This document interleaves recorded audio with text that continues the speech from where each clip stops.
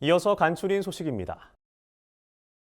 농협경제지주는 1일 경기 수원시에서 농협 식품 R&D 통합오피스 개소식을 열었습니다. 이날 개소식에는 이성희 농협중앙회장과 우성태 농협경제지주 농업경제대표, 계열사 대표 등 40여 명이 참석했습니다. 식품 R&D 통합오피스는 농협경제지주 식품 R&D 연구소와 농협홍삼, 농협식품, 농협모구촌의 연구개발 상품기획 파트를 통합한 복합 오피스 공간입니다. 농협은 이를 활용한 공동연구에 따라 우리 농축산물을 원료로 한 고품질 농식품 개발에 나설 계획입니다. 또 지역 농협의 제품 개발 의뢰를 받아 콘셉트 수립부터 시장 테스트까지 우수 제품 육성 서비스를 제공할 방침입니다. 국립종자원은 지난 3월 발견된 미승인 유전자 변형 생물체 LMO 주키니 호박으로 피해를 입은 농가와 도매시장에 총 28억 원을 지원했다고 밝혔습니다. LMO 양성농가 18곳, 음성농가 485곳에 총 22억 5,600만 원을 지원했고 28개 도매시장과 양성농가 폐기물 처리에도 지원금이 지급됐습니다. 종자원은 미승인 LMO 주키니 호박 재배지에 대해 지난달 1차 사후 관리를 실시한 결과 재발생이 없었다고 설명했습니다. 6월에서 7월 중 농촌진흥청과 2차 합동 점검을 추진할 예정입니다.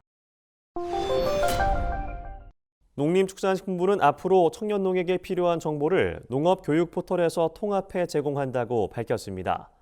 농식품부는 지난 3월 제1차 후계 청년농 육성 정책협의회에서 운영 주체별로 제공하는 다양한 교육 정보를 한 곳에 모아달라는 청년농의 요청을 받고 관계기관 협의를 거쳐 농업 관련 정보를 한 곳에 모았습니다.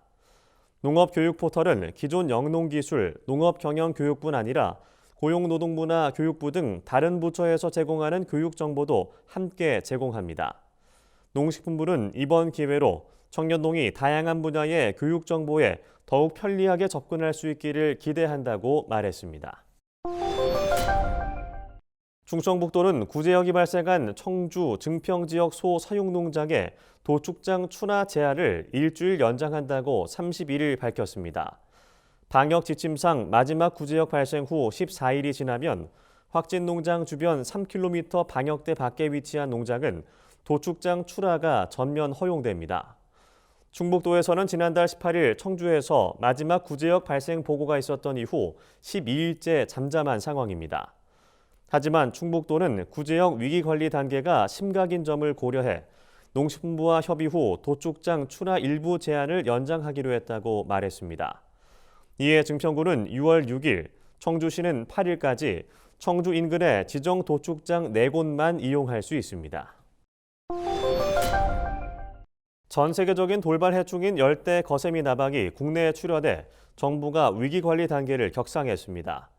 농촌진흥청은 5월 30일 기준 전남 여수시와 해남군, 전북 부안군의 옥수수 재배지에서 열대 거세미 나박 유충으로 인한 작물 피해가 확인돼 위기관리 단계를 관심에서 주의로 높였다고 밝혔습니다.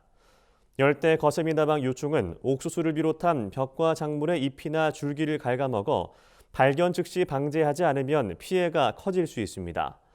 유충을 발견하면 즉시 등록된 약재로 방제하고 가까운 농업기술센터로 신고해야 합니다.